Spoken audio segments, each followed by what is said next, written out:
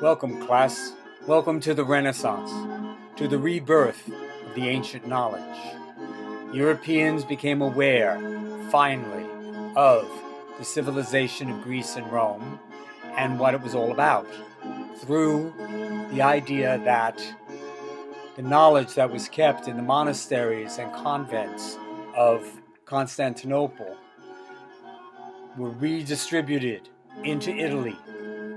And how it happened was because the Ottoman Turks in Anatolia, which is modern-day Turkey, the country of Turkey on the map, wanted to conquer Constantinople. And as usual, it was because of money. Constantinople, as you may have seen and maybe read in the lecture so far, straddles what's called the Bosphorus.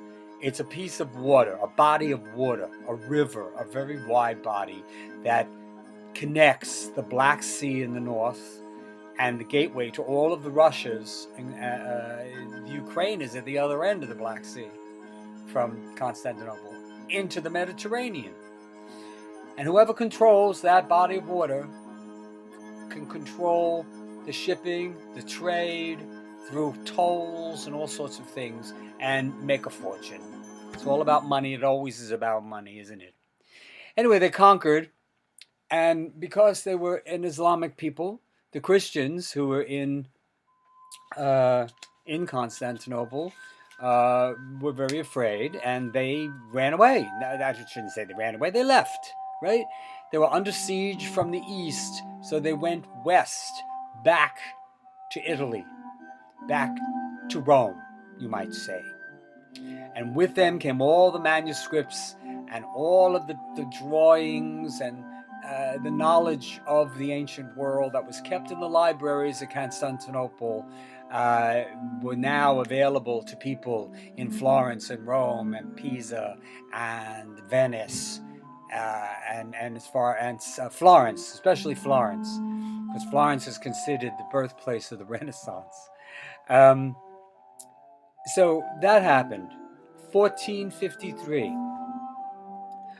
What else was going on at the time was the age of discovery, because of the Islamic people now barring the way to the Far East, for lack of a better term, to the Spice Islands, to India, to China, where people used to go overland, like Marco Polo did in the 1200s, right? Bringing back with him pasta and gunpowder, because we call it gunpowder, because being good Europeans, they turned this black substance that exploded into cannons and guns. We actually had the invention of rifles and handguns. They were very, to our mind, they would be very cumbersome and not very well.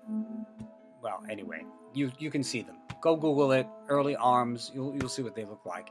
Anyway, the thing was they used it for destruction. The Chinese, they used it for celebration, for fireworks. Right? We still use that for fireworks. But anyway, he brought it back to Italy. And of course, Italy is famous for pasta. And yet the invention of noodles, again, is Chinese and Japanese, etc. Right? So, well, they couldn't get to the Far East any longer because the Turks were in the way. Christians weren't going to go through that. Well, what today is modern Iran and Iraq, and there's still problems in the world there today from all of this. So they decided that the Western powers, the ones that were still around, decided to find a different way to get to the East. So Vasco da Gama in Portugal gets in a ship and goes down around the Horn of Africa, up into the Indian Ocean. And a man named Christopher Columbus convinces Ferdinand and Isabella that if you went west across the Atlantic Ocean, you would probably hit China. Because let's face it, everybody talks about how people didn't think the world was round. Well, people knew very well that the world was round. They already burnt a man at a stake named Copernicus for saying that the earth moved around the sun and not the sun around the earth, which is what the church established. See, the church wanted to put mankind at the center of the universe. And then along comes people like Galileo and stuff just prior to the explosion of the Renaissance, and starts to say, no, the earth goes around the sun, and we can prove it. Well, it took another couple of centuries for Isaac Newton to actually prove it, but the ovals of the orbits, etc. But there was no big thing about going west and being afraid of falling off the edge of the earth. I mean, Columbus knew very well it was round. What they didn't know was that there were two huge land masses in between. Of course, the people living on those land masses knew perfectly well. They didn't know about Europe or Asia, but I'm talking about Incas, Aztecs, indigenous people in the New World, as it was called.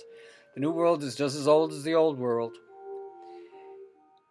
So that's the age of discovery. Explorers going out.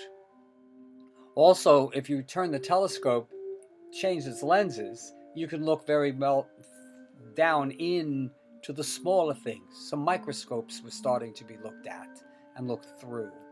So you could see how the world evolved. The science was coming up. It's really what I talk about. Okay, science as we know it was starting to be formulated. It wasn't just how does the wind blow. They found out how the wind blows, or why, or where, or whatever.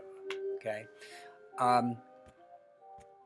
to have the age of discovery, and as far as that's concerned, for instance, in Shakespeare, in King Lear, Shakespeare has King Lear standing in the middle of a thunderstorm, out in the elements, and this man is going a little bonkers, a little crazy. He starts yelling at the storm, and he's got lines that say, just quote two of them: "Blow winds and crack your cheeks, you cataracts and hurricanos blow." Right? Hurricanos. How did William Shakespeare in 16 something or other know about hurricanes? Hurricanes only happen in the Caribbean Ocean, Caribbean Sea. They happen in China and Japan, but they're called typhoons over there. But hurricanes, right? Because hurricane would have been an indigenous word from the native peoples to explain these storms. But he's got King Lear standing in the middle of England in its ancient time, shouting at the hurricane, calling it a hurricane. How did Shakespeare, who never left the island of Great Britain, know about these things? Explorers brought them back. Explorers brought back from the New World tobacco, tomatoes, potatoes, cocoa, chocolate. Well, that is cocoa. Excuse me. Coffee. I want to say kind of something else. And so a lot of things came from the New World, brought back to Europe. And Europe paid them back by bringing disease, European diseases that killed half the population because their bodies were not immune to these diseases the way Europeans were. That's that story. But I don't want to go into all of that. That's we're bringing up these issues now. And actually I should go into it. But that's what happened. So you've got the age of discovery. The third major thing is the Reformation. Reforming the church. Martin Luther climbing the steps of the University Cathedral in the town of Wittenberg in Germany with his 95 theses on pieces of paper and nailing them to the wall, the door of the church, demanding answers, etc. I think it was more of a rhetorical thing. He was a scholar. He taught theology at the university himself, and so I think it was more of a gesture, but it just exploded. Everybody else who questioned the power of the church decided to question the power of the church as well. So you had the Reformation, and all this is going on at the same time. Information coming in from the east, from Constantinople, and actually even through the south, because into Spain, the Moors, who were Islamic also, Islam had conquered and passed over the entire northern Africa from Egypt in Africa all the way to what is now Morocco, that whole northern border, northern end of that, the land wedged in between the Mediterranean Sea and the Sahara Desert. Okay, and crossing the Straits of Gibraltar conquered most of Spain, the Iberian Peninsula, Spain and Portugal. The Moors ruled there for 400 or 500 years. Because the other thing that Ferdinand and Isabella did in 1492, which was not a very nice story, was they went to war with the Moors, and they, as a joint Catholic monarchs, Ferdinand and Isabella, they pushed the Moors out of Spain, back across the Straits of Gibraltar, back into northern Africa. They also expelled the Jews. Because up until that point, all those centuries, in places like Seville, Madrid, Granada, oh, Granada is so beautiful, you should go sometime. Beautiful Moorish palace there called the Alhambra.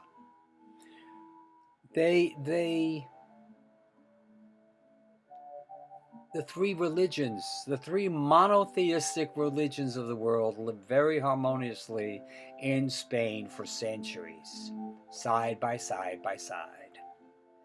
You know, it takes fanatics to kind of create problems. Nonetheless, that was a part of the Reformation also, making Europe Christian. But the church was getting too much out of control. They were running around selling indulgences, and I explained what they were in the lecture. And other Protestant sects, they started Protestant. A Protestant is somebody who protests. We always use it now in terms of religion, a Protestant religion. It's still Christianity. It's just other forms of Christianity. Christianity that ruled all during the Middle Ages for 1,000 years broke apart into many different sects. Roman Catholicism being one of them. And that's how it is today. It's just another sect of Christianity. And it likes to think of itself as the religion, but hey, they can have arguments over that all they want. It was still Christian Europe, though. Still very much. So the Reformation, the Age of Discovery, the fall of Constantinople, all of that was there. And as you see later on in the lecture, if you read it, you should read it. There is the invention of opera, and you see Hamlet was written in 1603. So 150 years from the fall of Constantinople to the debut of Hamlet in London in 1603, we've got pretty much the foundations of the Renaissance. It continues. And if you were studying art, you'd be looking at paintings by Da Vinci and Michelangelo and Raphael and all of that. If we were doing the Renaissance during in literature, you'd be getting all these writers and all. We're doing theater. So let's go to the theater. And since the Renaissance sort of starts in Italy, let's go to Italy. 3 main things that Italy gave the world of the theater in the West were opera, the idea of perspective, movable scenery, and something called the Commedia dell'arte. The Commedia. That we'll save that for last. Opera, well, some guys got together in the Music Conservatoire of Florence, Italy. It's called the Camerata di Firenze. And they're looking at Aristotle's theses, Aristotle's book, The Poetics. They're looking at the fact that there were 6 elements of theater, right?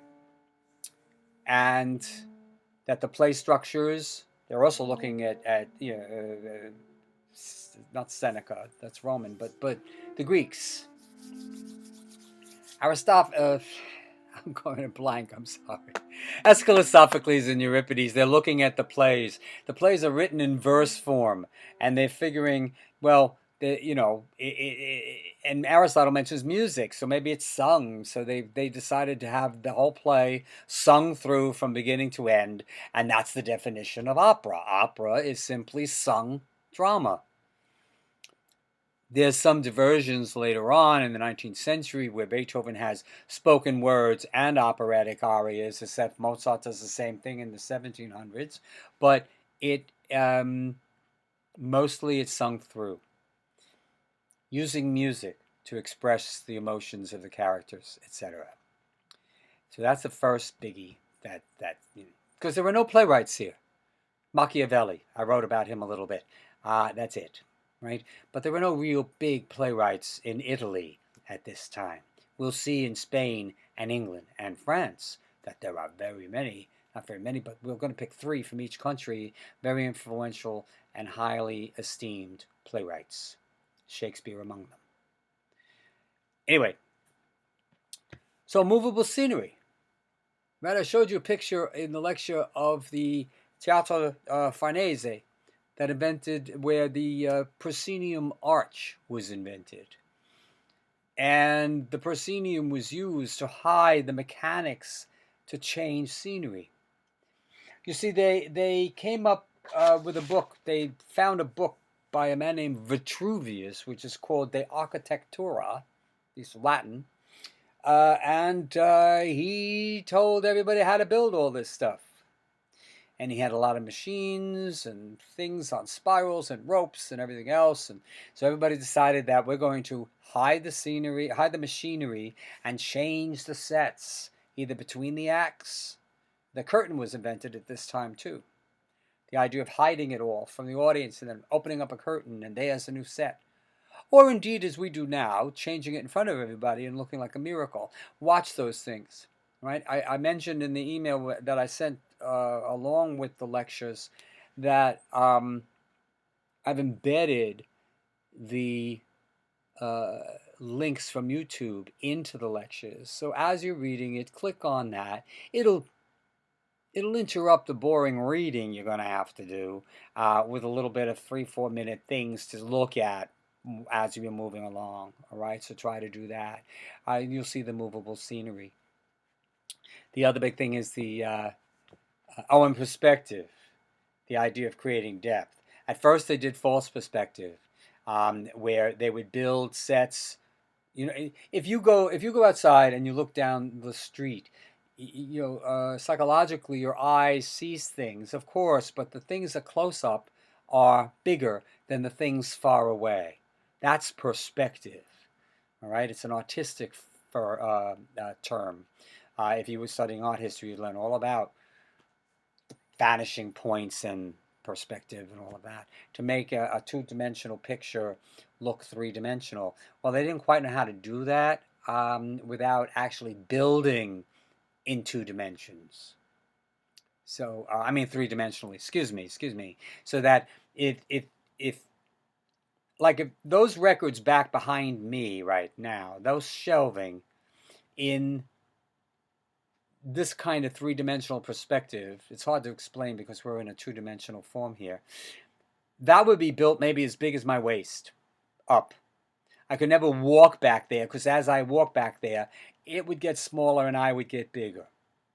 That's a false perspective, to force your eye to think it's further away from me. So, but that got solved through various things. And you'll see, again, in some of those links, how that's explained. The last thing is what?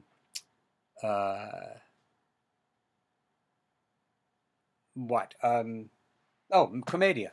Commedia dell'arte.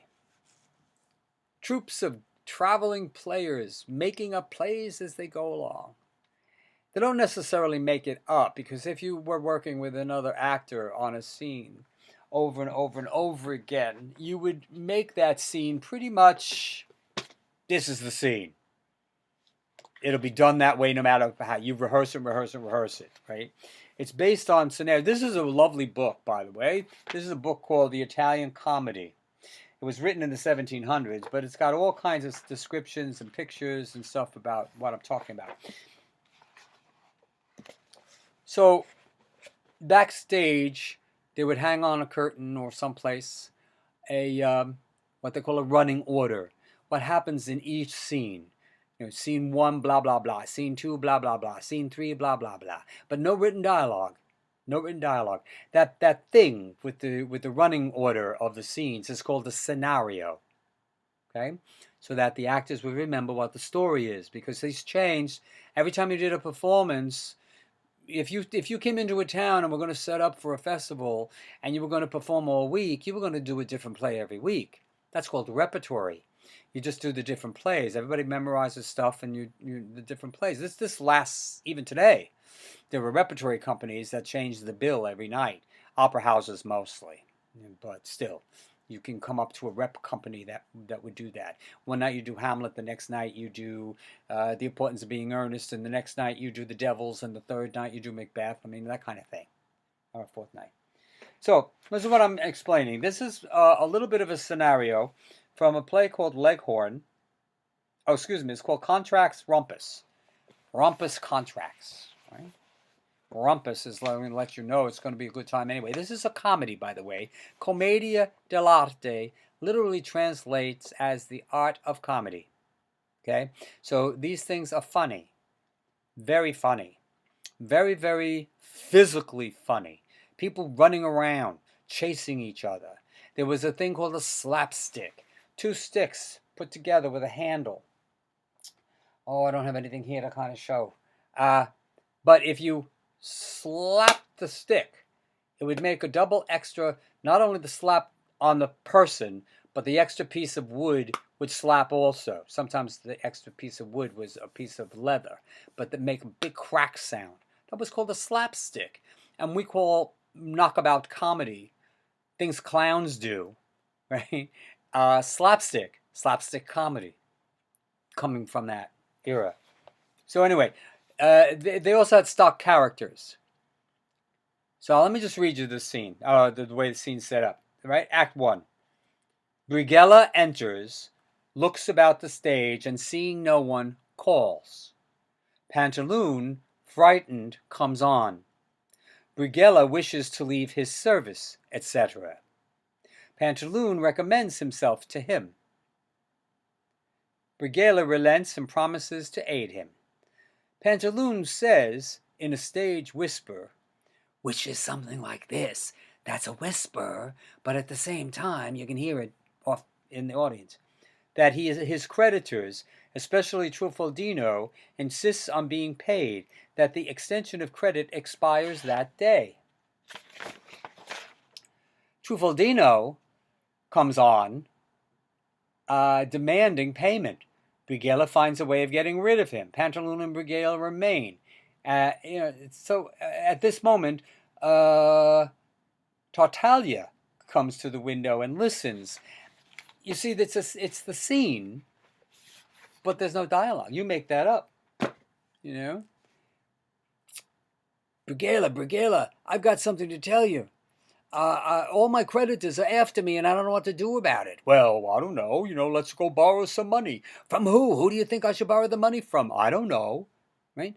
You make the dialogue up. The dialogue and the whole shtick, the business that the comedians do is improvised. This is also a mask theater, so I'm going to do something. Hold on. I'm going away for 1 second.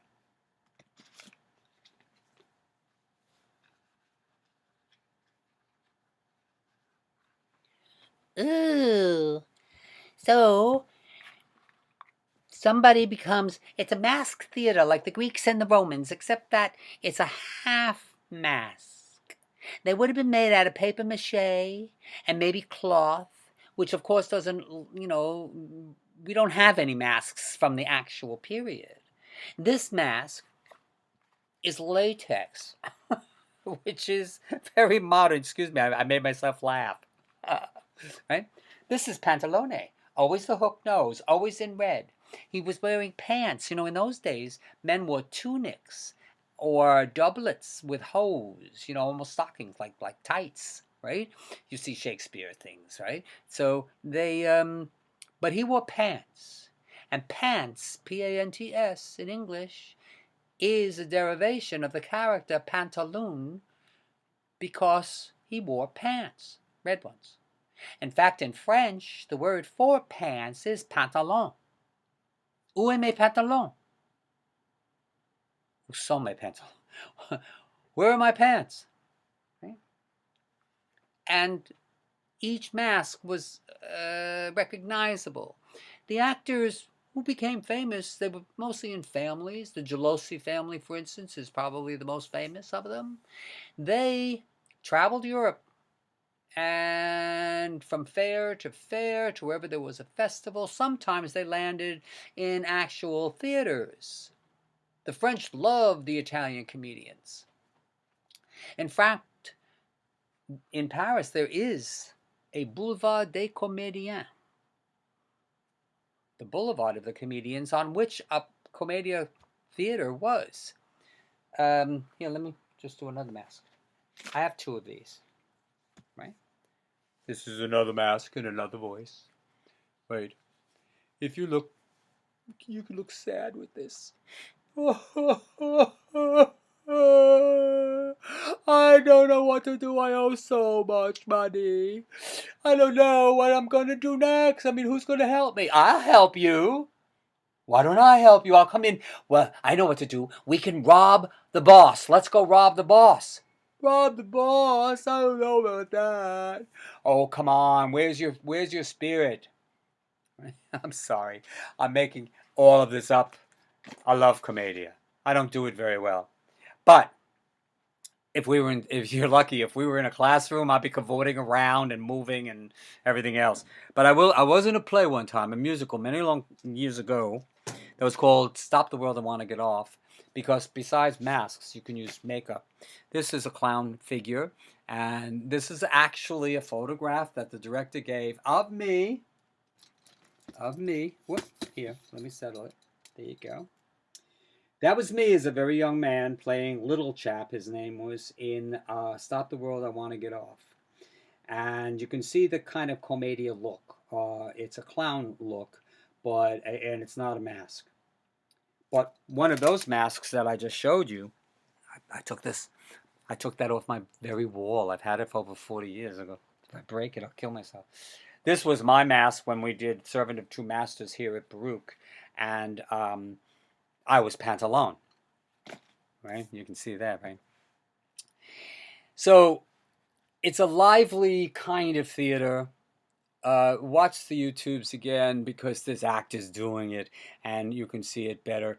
I'm also going to attach the list of YouTubes to these emails to you because, but if you don't see it in the embedding, and what if it doesn't work? And if it doesn't work when you click on it, please copy and paste it, because I checked all of these and they do work. All right. So that's really all I have to say about all of this. What you need to remember is that the Renaissance is the fall of Constantinople, the age of discovery, and the Reformation all happening at the same time. Right? And the fall of Constantinople precipitating the knowledge coming back to Europe. And really, it's the beginning of our world. And when you think about it, 1453, right? 1500, and we're at 2000. 500 years ago. That's all we're talking about. We've been spending weeks now talking about things that were thousands of years ago. Now it's only a matter of hundreds of years and a couple of centuries.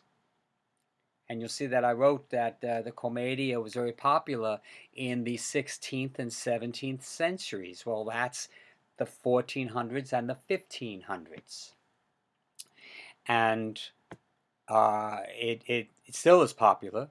That's what I was going to show you, except that it didn't look. Where's the French one? Oh, here. This was a little thing. It's backwards when I show it on the screen here, but it says it's Le Bossu de Notre Dame. It's the Hunchback of Notre Dame that a little theater in Paris was doing as children's theater. And because I saw this and saw the masks on the faces here and here, right?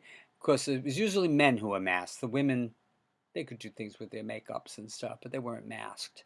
But the comic male characters were always masked, and um, the kids loved it because people jumped off the stage and they chased the hunchback around the theater, up the aisle and around the back and down again, and jumped up on the stage and all of that, and it was delightful. I went because it was done commedia like, and there were schools that you could go to. Oh, I got something else to show you there. Yeah, here. Ugh, sorry, this was from 2 years ago, so of course this wasn't happening this past summer. But here in New York, there was this idea of a clown school. No, again, this is backwards. If you hold the mirror up to it, you'll see it. They were showing you the clown school was from June 3rd to June 21st, and the Commedia dell'arte was June 24th to July 12th. You paid a fee. You went to this place. The Funny School of Good Acting, New York City Summer Intensives. That's what it was. It was a flyer that came to our college. So people learn this stuff. When you get to the Italian Renaissance, you do have to remember it's the three major contributions: opera, which is still being done today. They're all still being done today. Opera, movable perspective scenery, and the Commedia dell'arte. All right? Tomorrow or Monday, I'll be sending you the stuff about the English Renaissance, because I have to do that yet, and it's a little bit more complicated.